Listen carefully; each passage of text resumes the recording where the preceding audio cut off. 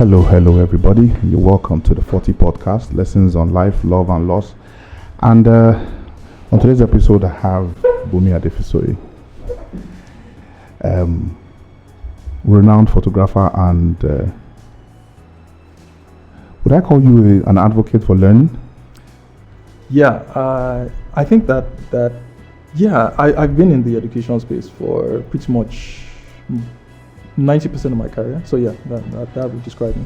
Oh, okay. So I mean, before we go into career, I always ask my guests. Of course, this is a podcast for people turning 40 in the next calendar year, and my first question will always be, how was growing up like for you, and how did the lessons you learned from growing up affect what you do now and who you are as a person? Yeah. That's a very deep question. So, I guess so. Growing up, I think the best way to describe how I grew up is probably middle income. If we have such a thing as middle income in Nigeria, then I would. Well, back then there was a middle income. Yeah. Now it's been eroded. Yeah. Back then, middle income, private school. Then secondary school was, I guess, semi-public, ISI. Okay. ISI, similar to ISL, so I guess you could call that That's the international school Ibadan. Exactly, Ibadan, that's right. Yes. Yeah, international school Ibadan. Okay, you didn't grow up in Lagos? No, so I had my primary, nursery Lagos. Primary in Lagos, Right. secondary in Ibadan. Okay. So I would say pretty normal childhood. One thing that I do recall is that my parents, my mom especially, was huge on reading.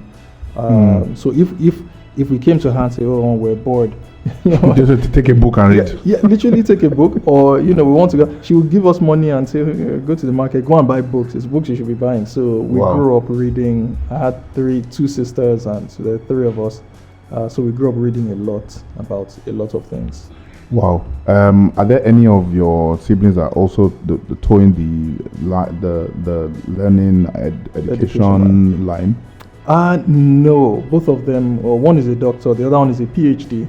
Oh, wow. She's doing research, so she's not into education as I am. I mean, I tell people that anybody that does PhD, I mean, you must love what it is you are doing, because for me, education stops at structured education for me stops at masters. I mean, once you enter that PhD level, then Yeah. I mean, so I mean, amazing. Did you ever? I mean, I'm going to ask about how photography came about, but Sure. at the same time, I'm also because I'm very big on, I mean, how your upbringing, affects what you do, or whether your hobbies and your likes and all that. But let's talk about photography. How did you as a photographer come about? Right. Okay. So photography is a recent move that I made about, let's say, 5-6 years ago, maybe. So I mean, I started out with just using my cell phone. And I guess you could say a bit self-centered, because my whole focus was on taking pictures of myself. Yourself, right? Yeah. So I used to work on the island. When working on the island, you have to have where I used to work at, Lagos Business School. You had to dress formally. So I enjoyed that. I really enjoyed dressing formally. I really enjoyed wearing waistcoats and ties. So I thought, hey, why not? I took pictures of myself. GQ as you are now. Yeah, at least in my mind. In your mind. So yeah, I started that. Then formal photography really started when I went for my master's, the second master's. Wait, hold on. Yeah. Did you say second master? Yes. I'm one of those people. One master's is not enough. It has to be two. So question, why did you have to do a second master's? Because I changed careers. Second master's okay. I was going to say second master's, was it in a related field or? Totally unrelated. Oh, okay. Totally unrelated. Okay. First master's was in finance. I thought I would be an investment banker. I didn't like that life. So second master's was in education. Wow. Yeah. So that's where I started with photography. The school allowed me to borrow cameras. So you could not rent, but you could like go out, you wanted to borrow a camera, they would give you camera. So I started doing that, still taking pictures of myself mostly. That's LBS. Oh no. This was where you did your second master's. Where I did Okay. my second master's. Yes, Okay. yeah. So it allows you to borrow cameras. So from there, I started delving into taking pictures Mhm. of other people, and I kind of enjoyed that whole process, and I've stuck with it since. Now it's become commercial. It was started as a hobby, but now it's become fully commercial. So many questions. My coffee and beans heart, where I talk about entrepreneurship, is wanting me to delve into it, that. but that's not why we are here. What would you say is your major takeaway from the last 4 decades? I mean, looking back at your life, the last 4 decades. I mean, moving from growing up, school, work. What would you say are have been the greatest defining moments, one of your life, and 2, the major takeaways from the last 4 decades? I've had a couple of what I would term as defining moments. I think one of them was I'll just give 2. One of them was when I was in secondary school, and this was in Ibadan. So I used to live with my grandmother rather than being in the boarding house. So maternal or paternal? Maternal grandmother. Yeah. Okay. So I lived with my maternal grandmother. Then my aunt fell sick, and they had to take her to the UK because that was the only place that she could get treated. So she went to the UK. Then I had to now move with a relative whom I had never had any contact with. I didn't know I didn't even know the person existed. Right. So I had to do. There are lots of things that I had to do that I'd never done before. Yeah, things like washing your own bed sheets. I mean, it sounds. It may sound snobbish, but things like that. I had never. Of course, I would wash my own clothes. Yeah, but things like big bed sheets. Like literally taking care of a lot of things like cooking. I had never been cooking prior to that time. I'd never cooked. I never done my own bed sheets. Even cleaning my room was, just lightly dusty. I'm curious to know why you were never in the boarding. It's a boarding school, yes. Yes. It's a mix of boarding and day. Yes. So how come they never wanted you to be a boarder? How come you explored the day? Your parents explored the day option. Yeah.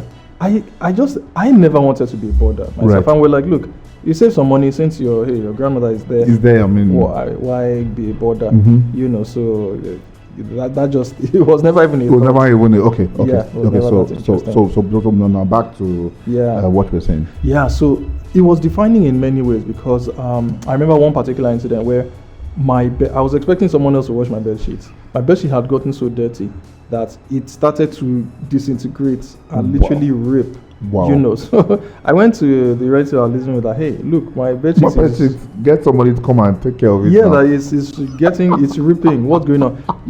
She gave me a thread and needle. I said, go and sort it out.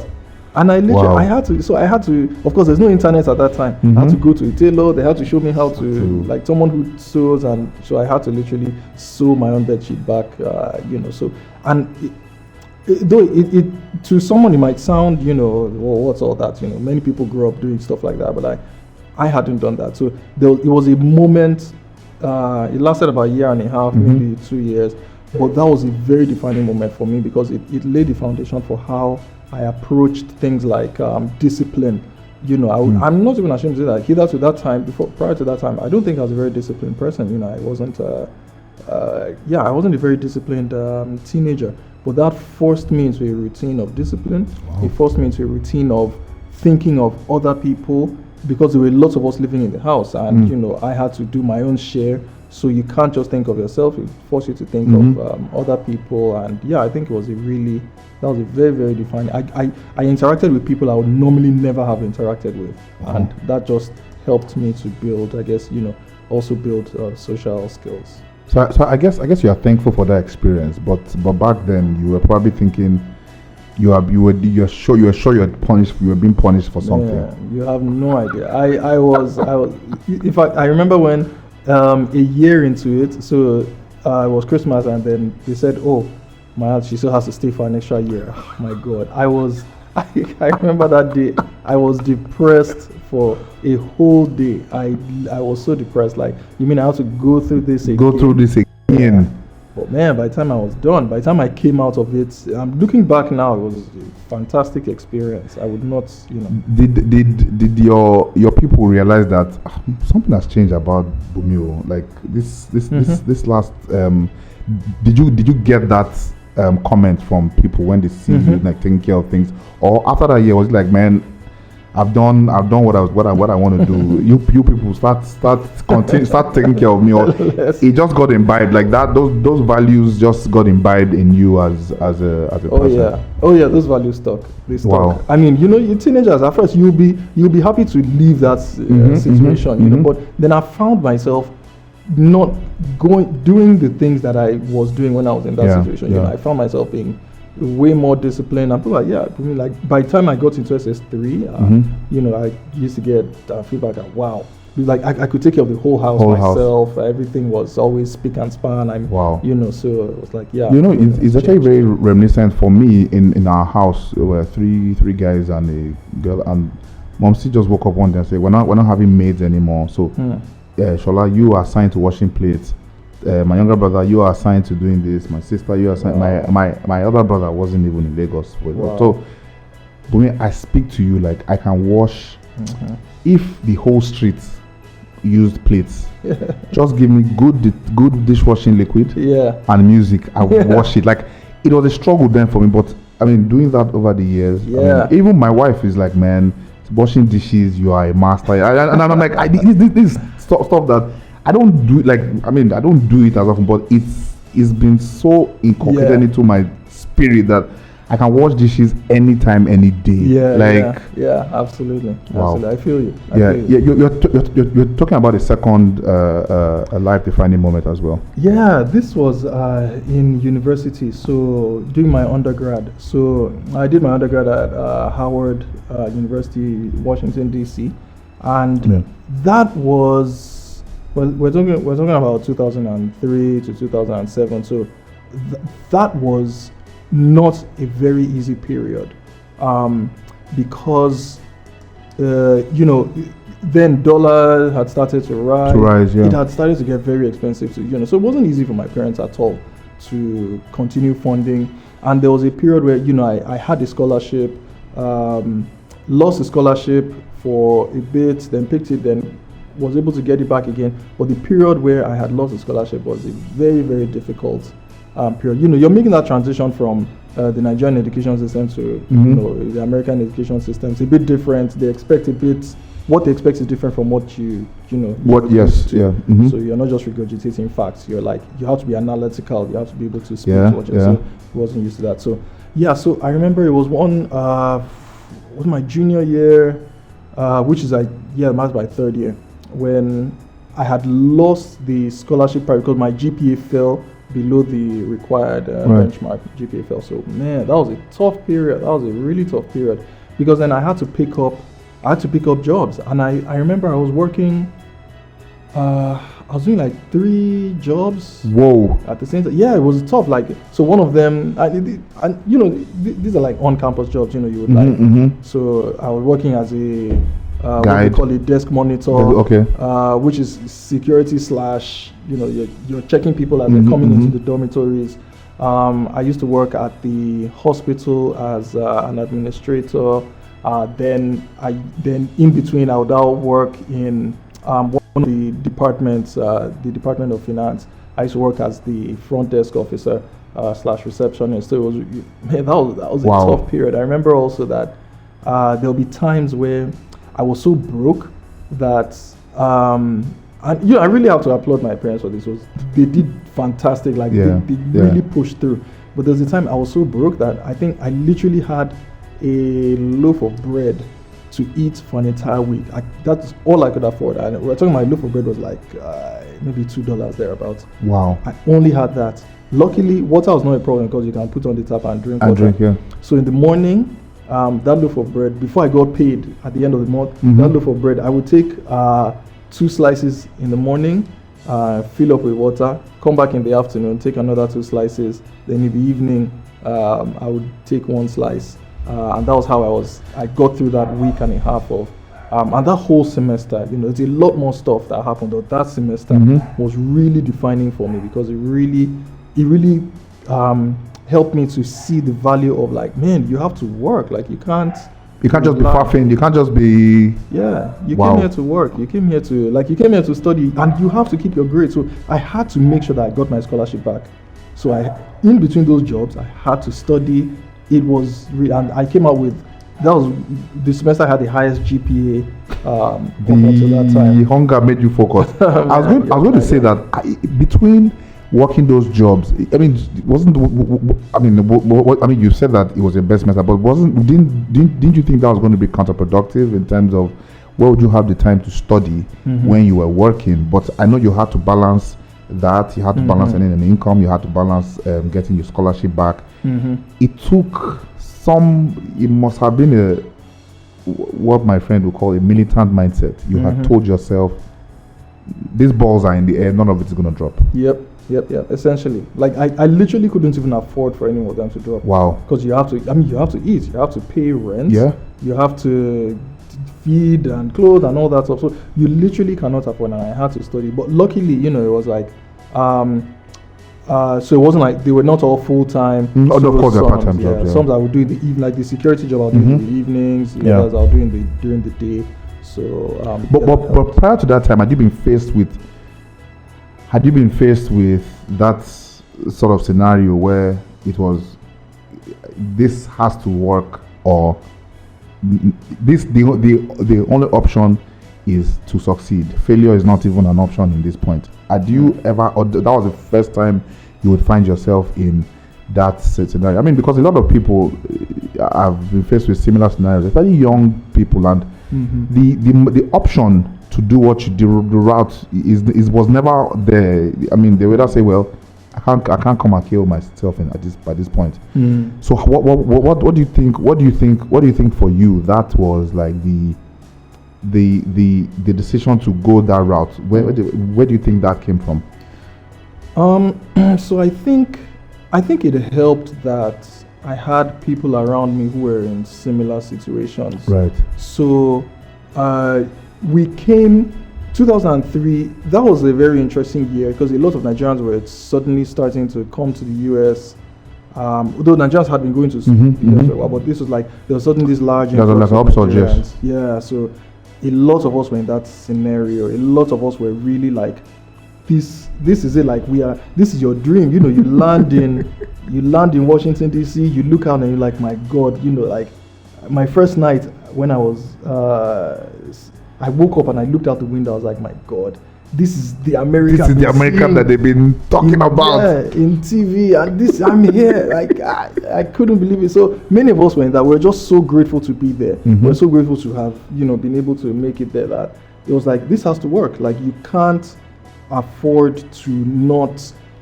You can't. We saw what happened to people who dropped out there. A couple of Nigerians who they just couldn't do it. Yeah. So they dropped out. And we saw what happened to their life. It wasn't that you're like, I don't want to be like that. Yeah. I don't want to be like that. There's a lot to look forward to. So it was a very. So I would say that that was having that kind of environment around definitely helped. So my follow-up question will be, I mean, for somebody who has done masters outside the country, why was the option to come back and, like everybody say, contribute your quota as a Nigerian? Why was that pull stronger than the pull to stay behind and?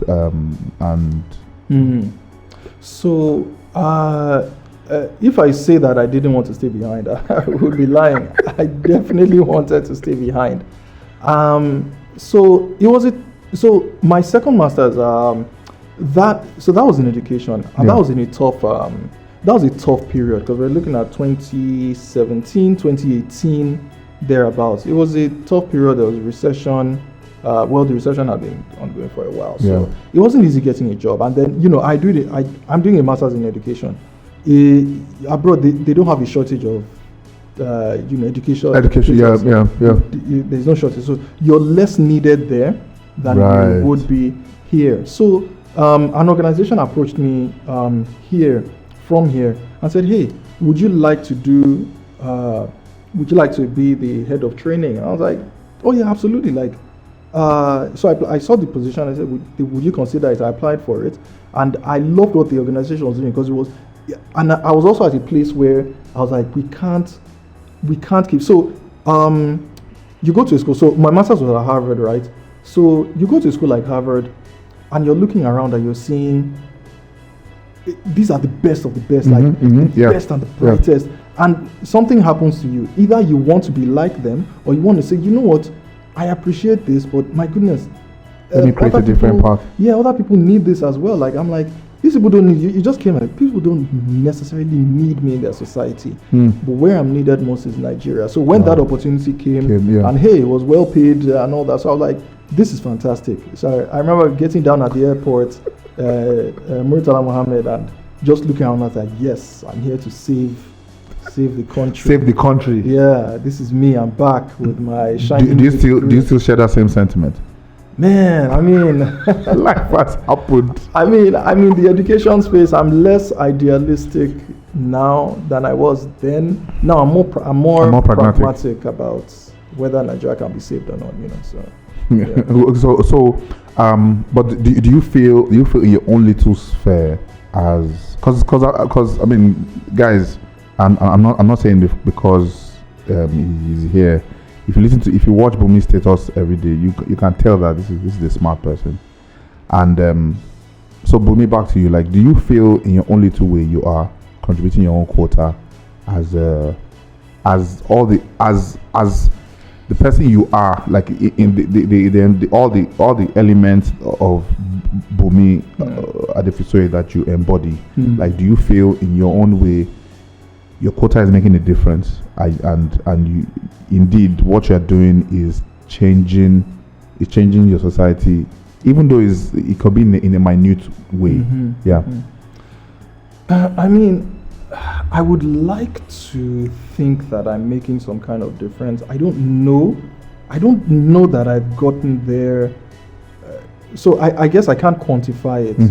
Maybe by virtue of my job, my day job, I could say that yes, I making a difference in the lives of like millions of kids, literally millions of kids. That's so I oversee a program that provides education to kids across different states in Nigeria. So we're literally talking about millions. So I would like to say but I think there's a part of me that's also like more can be done. Like I would love to do more. I would love to do more, and I don't think I'm at a place where I'm doing as much as I could be doing. I think that's like the short version of that answer. Okay, so that leads me to my next question, which is, looking back in the next 4 decades, the next 4 decades, of course, we are maturing, we are evolving. Of course, we probably will not be struggling with the same things we struggled with 4 decades ago. So what's your mindset like now, moving into the next 4 decades of your life? Yeah. Oh man, it's such a good question. One is so this whole no grief for anybody thing that we're doing. that one is there, but I think my own spin on it is that any opportunity I have, I will do what I can to take advantage of it. If I can do it, why not? Just go for it. Of course, within reason, but I'm like, look, do the best that you can. So my mindset going into the next 4 decades, which I wish I had more of when I think of the last 4 decades, the previous 4 decades. One, go for stuff. Like, don't hold yourself back. A lot of times it's us holding ourselves back. At least for me, anyway. It was me holding myself back. Oh, there are better people who can do that. Let them go ahead and do it. But sometimes you have to I can do it too. Why not? At least let someone else say no to me before I say no to myself. So I think that's the attitude I've been taking lately. So on a lighter note, this podcast is called Lessons on Life, Love and Loss. So let's talk about love. I see that you are devoted to your wife, man. Like, yep. You guys are like the tag team. It's like the Barack and Michelle Obama of. How did you meet your wife? We met in the church choir. So we were both choir. We were both in the choir. We met. Of course, one thing led to another, and here we are. typical. I don't think there's any there's no dramatic. Oh, she fell down. She fell down. He picked her up. There were sparks flying. I mean, she's from the eastern part of Nigeria. You are from the southwest. Mm-hmm. Was there any pushback from either side as to? Yeah, none at all. I mean, both her parents on both sides are very open. Her mom, before she passed away, she grew up in Lagos, so she spoke Yoruba fluently. So she was very conversant with Yoruba culture. So she had there were literally no issues on that front. And my parents use it's like, does she love you? Yes. Then okay. You guys love each other. Cool. Yeah, that's it. Man, that's one of the easiest intertribal stories I've heard, though. Because a lot of times, if you even find people who they are both from southern part but from different states, and you still get a bit of pushback. Yeah. And so, what would you say the biggest lesson marriage has taught you? Whew, man. How long have you been married? This will be our 4th year now. Okay, so what would you say? What would you say is the biggest lesson marriage has taught you? Man, the biggest lesson marriage has taught me would be so many. I think the one I've learned the most, just interfacing with my wife, is that look, you don't even know yourself. Word. You really don't even know yourself to the extent that you think you do. You do, yeah. Right. Yeah. You respond to a situation and you be like, whoa, is that normal for me to do? I'm like, yeah, now it is, because you're in that situation now. Yeah. And you're thinking things, you're doing things that I mean, I guess that's marriage, right? Like you're bumping into someone you're literally in somebody's you guys are literally in your space. Exactly. All the time. So yeah, so you don't know so that's the biggest thing. Like, I shouldn't be surprised at so I'm sometimes I'm not surprised at myself anymore. I'm surprised. So what doesn't surprise me anymore is if I respond in a way I don't understand. I'm like, yeah, that's it's part of the course of marriage. That's what you get. You will do things that you don't understand. Yeah. It's how you respond to, how you then move forward with those with that defines your marriage. Great. I mean, we are about rounding up now. As I ask all my guests, what's your parting shot are you excited about turning 40? Man, I don't want to turn 40. I want to live forever. I want to. Okay, maybe because me, I'm a bit more philosophical minded. I'm like, 40, you've reached halfway. If God gives you long life, you literally just have another 40 years to go. Yes. But the upside, I think the upside to me is that, and this is also part of my parting shot, is that nothing is ever too late. I think that's what I've been seeing now. Hey, okay, I wished I had done a PhD earlier in my life, but okay. Is that on the table? Oh yeah, absolutely, yes. I'm going for a PhD. I'm in the process of applying. Fingers crossed. Wow. That we get it. So we're looking at the Dr. Olubunmi very soon. Yeah. By the grace of God, yes. So one parting shot. One is that it's never too late. I mean, it sounds cliche, but it's literally never too late. If you want to do something, go for it, and don't be the one to say no to yourself. Let someone else say no to you, and then you'll figure out a way around it. Or don't be the one to say no to yourself. And I think number 2 is it's just work hard. I think that's something that we don't emphasize a lot. It's kind of cliche. Be a hard worker, but there's an intentionality to working hard. It's not just working, in Nigeria we work hard. People hustle. People work, yes. But is there an intentionality to it? It's hustling to survive. But when we're saying working hard, it's like, what is your vision? It literally, I think to me, that's going to define your whole life. You have to know, where do you see yourself? However you get that from, whether it's from religion, via God, or you self-define your own vision. You have to have something that you're working, and then you work hard towards, work as if, go for that goal as if, man, if I don't do this, this is the last thing I will ever do. So I think that's those 2 key things would be, if I give advice to anybody, I'll say. I mean, in closing, I also realized that my last 2 guests, with you included, started turn their hobbies into businesses. In fact, later in their 30s. 35, 36. If I want, just started last year, and I think it's, you now get to the point where, like you said, the intentionality in working hard. For me, on my 32nd birthday, I was in a job I didn't like, and I said, when I'm 40, do I still want to be doing this job? And that made me resign. What was a side hustle is now what I do full time, which is Outspoken. And I, you know, that your first thing you said is profound. Don't say no to yourself before. Let other people be the ones to say. You know, don't count yourself out. Like don't say, who am I to ask for this? Who am I to want to strive to do this? Who am I to start this business so late? Especially as, you know, I mean, there's nothing wrong in, you know, you're hustling to survive, but when you get to that point where you feel, you know, this thing, because like you said, we are the halfway mark. If by now you don't know what it is you want to do, or you're not, there's no clear path as to, in 10 years when I'm 50, what will I want to be doing? What do I think? I mean, purpose is everything for me. So, I mean, what you said that, you know, before other people tell you no, don't say no to yourself. Don't count yourself out. Go ahead, pursue that dream, do that thing. It's never too late. Absolutely. It's never too late. Absolutely. Thank you so much, Bumi, for coming on the pod. I had so much fun. And I had it too.